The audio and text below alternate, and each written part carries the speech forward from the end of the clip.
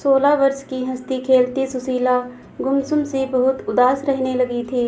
कुछ दिनों पहले उसकी माँ इमारत पर काम करते समय गिरकर स्वर्ग सिधार गई थी। पिता तो पहले ही स्वर्ग सिधार चुके थे। अब उनकी खोली में सुशीला के अलावा कोई नहीं था। यह अकेलापन ही उसकी उदासी का कारण था। माँ के निधन के बाद एक दिन उसने बिल्डर से कहा, साहब, मैं अपनी माँ की जगह पर काम करना चाहती हूँ, यदि आप हाँ कहें तो। नहीं नहीं, अभी तो तुम्हारी उम्र कम है, मैं तुम्हें काम नहीं दे सकता। साहब, उम्र से क्या होता है, अगर आप काम नहीं दोगे तो मैं कहाँ जाऊँगी, मेरा कोई सहारा नहीं है। तब या तो मुझे भीख मांगना पड़ेगा या फिर दर दर की ठोकरें खाऊंगी। ऐसे में तो लोग मुझे ही नोच नोच कर खा जाएंगे। अगर आप माँ की जगह काम करने दोगे तो मेरी 2 वक्त की रोटी का जुगाड़ हो जाएगा और रहने के लिए यह खोली भी मेरे पास ही रहेगी। भगवान ने पेट दिया है तो उसे भरना तो पड़ेगा ना साहब। ठीक है, तुम जो भी कह रही हो वह सच ही है।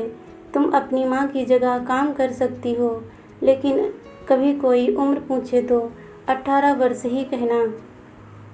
तुम्हारा नाम क्या है? मेरा नाम सुशीला है। ठीक है, जाओ कल से काम पर लग जाना। जी साहब, धन्यवाद आपका। अब सुशीला अपनी माँ की जगह काम पर जाने लगी। उसके बाजू की खोली में शांता ताई भी अकेली ही रहती थी। वह भी उसी इमारत में काम करके अपना पेट पालती थी। उनकी एक बेटी थी बिमला, जिसका विवाह उन्होंने 1 वर्ष पहले ही कर दिया था। सुशीला काम मिलने के बाद अब खुश रहने लगी थी। जब कभी उसे समय मिलता वह शांता ताई के पास आना जाना करती रहती थी। शांता ताई भी उसे बहुत पसंद करती थी। शांता ताई को पता चला कि उनकी बेटी बिमला का पति आए दिन उसे मारता रहता है। माँ का दिल भला फिर कहाँ मानने वाला था, इसीलिए वह कुछ दिनों के लिए अपनी बेटी के घर चली गई। उन्होंने सोचा कि वहाँ जाकर उन्हें समझा बुझा कर आऊँगी, शायद बात बन जाए। शांता ताई ने वहाँ जाकर अपने दामाद को समझाया और अपनी बेटी बिमला को हिम्मत दिलाकर वह लगभग 10-12 दिन में वापस आईं। वापस आने के बाद कुछ ही दिनों में उन्होंने महसूस किया कि सुशीला बदल गई है। अब वह बिल्कुल पहले जैसी नहीं है। उसकी हंसी खुशी मानो उसे तन्हा छोड़कर कहीं चली गई है। उदासी उसकी नई साथी बन गई है। एक दिन उन्होंने सुशीला से पूछा, सुशीला, क्या कोई परेशानी है? तुम इतनी उदास क्यों हो? सब ठीक तो है ना? हाँ हाँ शांता ताई, सब ठीक है, बस माँ की याद आ जाती है, इसीलिए मन उदास हो जाता है। बेटा, माँ की याद आना तो स्वाभाविक ही है, पर कब तक इस तरह दुखी और उदास रहोगी? वह तो हमारे मालिक बहुत अच्छे हैं, जो तुम्हारी उम्र कम होने के बाद भी उन्होंने तुम्हें काम पर रख लिया, वरना दुखों में कौन साथ देता है। हमारे मालिक बड़े दयालु हैं, भगवान उन्हें सुखी रखे। सुशीला चुपचाप ताई की बातें सुनती रही, फिर बिना कुछ बोले वहाँ से अपनी खोली में चली गई। शांता ताई मन ही मन सोच रही थी, बच्ची है, नादान है, माँ के जाने का गम अब तक भूल नहीं पा रही है। फिर आदत भी तो नहीं है, ईंट उठाकर ऊपर तक ले जाने में बेचारी थक जाती होगी। धीरे धीरे 5 माह गुजर गए। अब सुशीला का शरीर बदल रहा था। वह साड़ी का बड़ा पल्लू लेकर अपने पेट को छुपा लेती थी, लेकिन बाजू में रह रही अनुभवी शांता ताई समझ गई कि दाल में कुछ काला है। सुशीला की उदासी का कारण माँ नहीं, कुछ और ही है। शांता ताई ने सुशीला को ध्यान से देखा और वह यह भी समझ गई कि इस बात को छिपाकर इसका अंत कर सके। वह समय बीत चुका है, अब कुछ नहीं हो सकता। सुशीला से इस बारे में कुछ भी पूछने की हिम्मत वह जुटा नहीं पा रही थी, लेकिन वह सुशीला का ध्यान जरूर रखने लगी थी। वह समझती थी अकेली नादान बच्ची है, जरूर किसी ने उसे बहला फुसलाकर उसके साथ यह पाप किया है। भगवान उस पापी को कभी माफ़ नहीं करेंगे। आखिर एक दिन शांता ताई ने सुशीला से पूछ लिया, बिटिया, वह कौन है? उसका नाम बता दो तो उसके साथ तुम्हारा ब्याह करवा देती हूँ। सुशीला ने इस प्रश्न का उत्तर नहीं दिया। ताई ने कई बार कोशिश की उस व्यक्ति का नाम जानने की, पर सुशीला ने उसके होठों को मानो सुई धागा से सिल ही लिया था। शांता ताई पूछ कर हार गई, किंतु सुशीला के होठों का एक टाका भी वह खोल ना पाई। गर्भवती सुशीला ईंटों से भरी तगाड़ी सर पर लेकर सीढ़ियाँ चढ़ती और उतरती रही। समय बीतता गया। हंसती खेलती सुशीला का अल्हड़पन जाने कहाँ गुम हो गया। माँ बनने की उम्र नहीं थी उसकी, लेकिन किसी ने उसकी गरीबी का फायदा उठाकर वक्त से पहले उसे इस मुकाम पर लाकर छोड़ दिया था। वह भी सिर्फ कुछ पलों में कि अपने स्वार्थ के लिए ईंटों की तगाड़ी ऊपर से ले जाते समय एक दिन सुशीला को प्रसव पीड़ा शुरू हो गई। वह वहीं पर तगाड़ी छोड़कर किसी तरह से अपनी खोली में आई। सीढ़ियों पर ईंट की तगाड़ी पड़ी देखकर शांता ताई का माथा ठनका। उन्होंने इधर उधर देखा तो सुशीला उन्हें कहीं दिखाई नहीं दी। वह तुरंत ही खोली पर आई। वहां आकर उन्होंने देखा सुशीला प्रसव पीड़ा से करा रही थी। अपने अनुभव का पूरा जोर लगाकर उन्होंने कामसीन सुशीला की सफलतापूर्वक डिलीवरी करा दी। सुशीला ने एक बेटे को जन्म दिया जो कि बहुत ही कमज़ोर था। शांता ताई ने माँ की तरह सुशीला को संभाला, उसका पूरा ख्याल रखा। देखते देखते 1 महीना गुजर गया। आज जब शांता ताई ईंट की खाली तगाड़ी लेकर नीचे आ रही थी तब वह देखकर हैरान रह गई।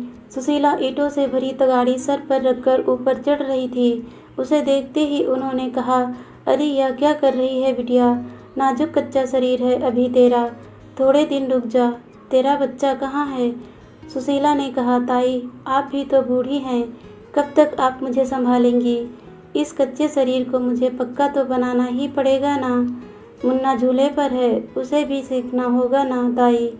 माँ काम करेगी तो रोटी मिलेगी तभी तो माँ खाएगी और तभी दूध मिलेगा और उसका पेट भरेगा। सुशीला की सच्चाई से भरी बातें सुनकर शांता ताई के आंसू बह निकले। वह आगे कुछ भी ना कह सकी। नीचे आकर देखा तो मुन्ना झाड़ की टहनी पर सुशीला की पुरानी साड़ी के टुकड़े से बने झूले पर लटका झूल रहा था। जब भी वह रोता सुशीला आते जाते उसे झुला देती। अगर ज़्यादा रोता तब अपने आंचल में छिपाकर उसका पेट भर देती और फिर काम पर लग जाती। संघर्ष से भरा सुशीला का जीवन देखकर शांता ताई हमेशा उससे पूछती रहती, बेटा बता दे कौन है वह, तेरी सारी तकलीफ खत्म हो जाएगी।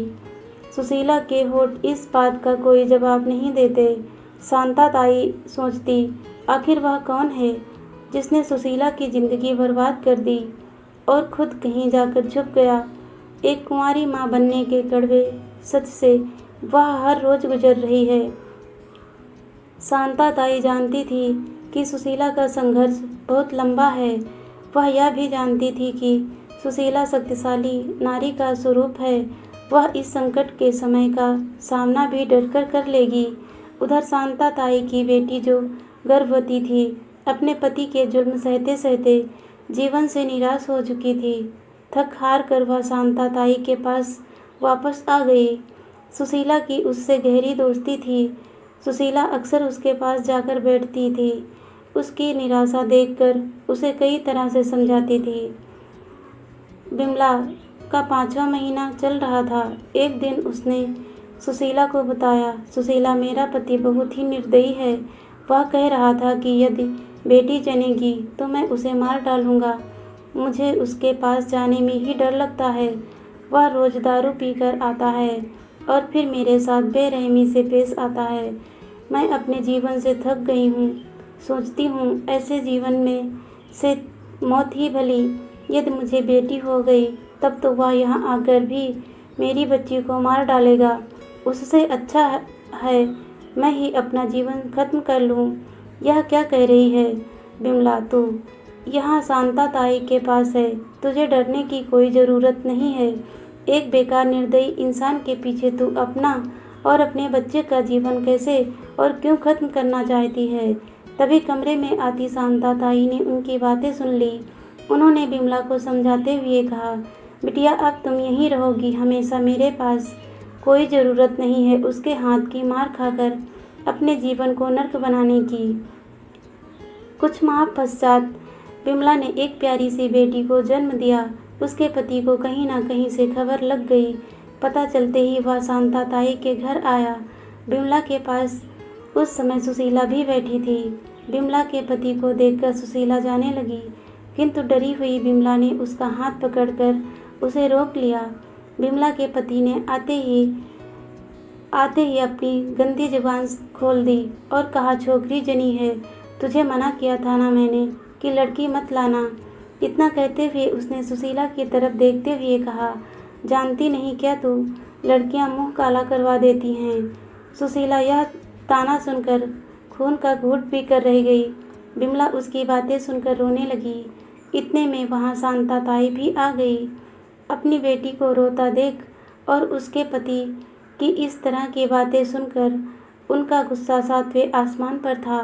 उन्होंने उसे धक्के मारकर खोली से बाहर निकलते हुए कहा, इसके बाद मेरे घर की तरफ कदम भी मत रखना और मेरी बेटी की तरफ नज़र उठाकर भी मत देखना, वरना पुलिस को बुलाकर तुझे अंदर करवा दूंगी। पुलिस का नाम सुनकर वह डर गया और वहाँ से चला गया। विमला फूट फूट कर रो रही थी और कह रही थी, अब मैं क्या करूँगी, कैसे पालूँगी इसे, मुझ में इतनी ताकत नहीं है सुशीला।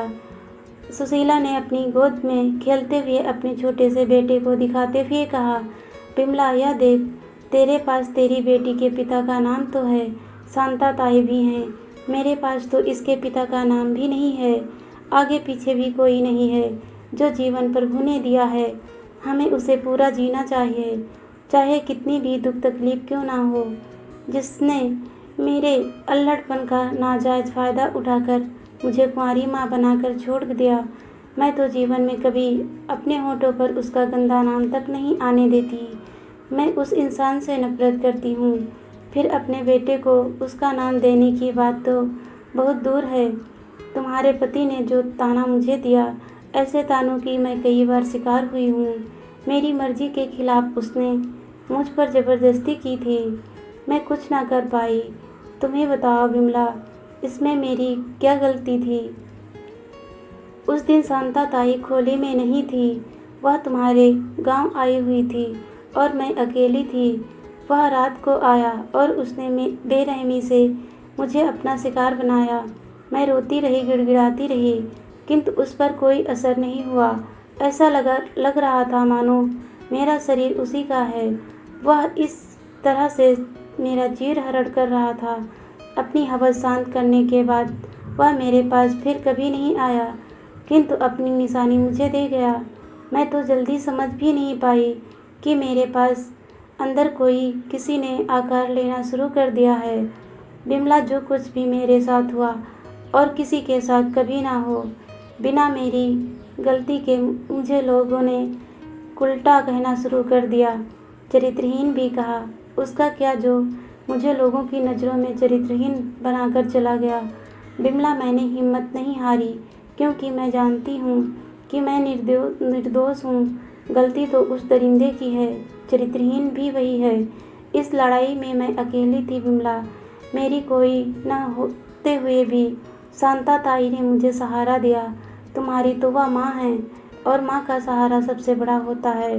विमला ने सुशीला की बातें सुनकर रोना बंद कर दिया। ऐसा लग रहा था मानो उसमें अचानक ही हिम्मत आ गई हो। वह सुशीला की हिम्मत और जज्बा देखकर हैरान थी। विमला आश्चर्यचकित होकर सुशीला को देखे जा रही थी। अपने दामाद को भगाने के बाद बाहर खड़ी शांता ताई ने आज पहली बार सुशीला के मुंह से उसकी सच्चाई को जाना, जिसे उसने अपने सीने में छिपा कर रखा था। यह सब सुनकर वह अपने आंसुओं को रोक नहीं पा रही थी, क्योंकि मन ही मन तो वह भी कहीं न कहीं सुशीला को ही इस गलती की गुनहगार मानती थी। वह आज इस बात का पश्चाताप कर रही थी कि यह एक पहलू भी तो हो सकता था जिसके बारे में उसने कभी सोचा ही नहीं। नारी होकर भी उसने सीधे नारी को ही शक के कटघरे में रखा। सुशीला ने अपनी सकारात्मक विचारधारा से निराश विमला को जीने की एक नई राह दिखा दी। विमला ने पूछा, सुशीला, तुम में इतनी हिम्मत आखिर कैसे? विमला, मेरा भी मन हुआ था कि जाकर किसी कुएं तालाब में कूद जाऊं या फिर इस बच्चे को ही मार डालूं, लेकिन मैंने खुद ही अपने आप को संभाला। मैंने सोचा, भगवान ने मेरी कोख में एक जान डाली है, उसकी सांसों को खत्म करने का हक भी उन्हीं को है, मुझे नहीं। मैं इसे मारकर हत्यारन नहीं बनना चाहती थी, खुद को मारकर दुनिया से हारना नहीं चाहती थी। मैं चाहती ना विमला तो यहाँ से कहीं दूर भाग सकती थी, लेकिन मैंने ऐसा नहीं किया।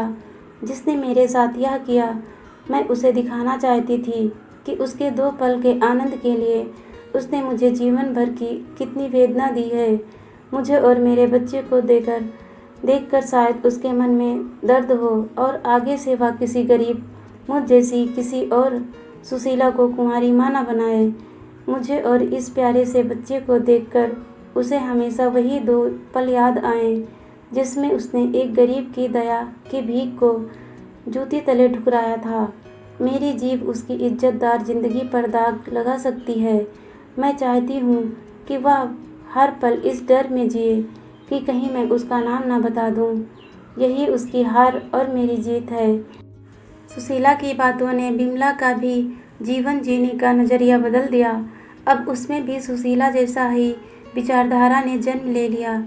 सुशीला खोली से बाहर जैसे ही निकली, उसे शांता ताई सामने आंसू बहाती हुई दिखाई दी। सुशीला उन्हें देखकर उनके पास रुक गई और पूछा, ताई, आंसू किस लिए? आज मैंने आपकी बेटी को उस सच्चाई से मिलवाया है जिसे जानने के बाद वह अब कभी अपना जीवन खत्म करने के बारे में नहीं सोचेगी। आप बिल्कुल चिंता ना करें, शांता ताई ने कहा। सुशीला, यह आंसू विमला के लिए नहीं, मेरे पश्चाताप के हैं बिटिया। नहीं ताई, आगे कुछ भी मत कहो। आपने तो मुझे माँ की तरह संभाला है। यदि आप नहीं होती तो मेरी यह राह और भी कठिन हो जाती। इतना कहकर सुशीला अपनी खोली में चली गई। दरवाजे के बाहर खड़ी शांता ताई को आज सुशीला की बातों ने यह महसूस तो करा ही दिया कि आखिर वह दरिंदा था कौन। दोस्तों, कहानी अच्छी लगी तो लाइक, शेयर और सब्सक्राइब जरूर कीजिएगा। धन्यवाद दोस्तों।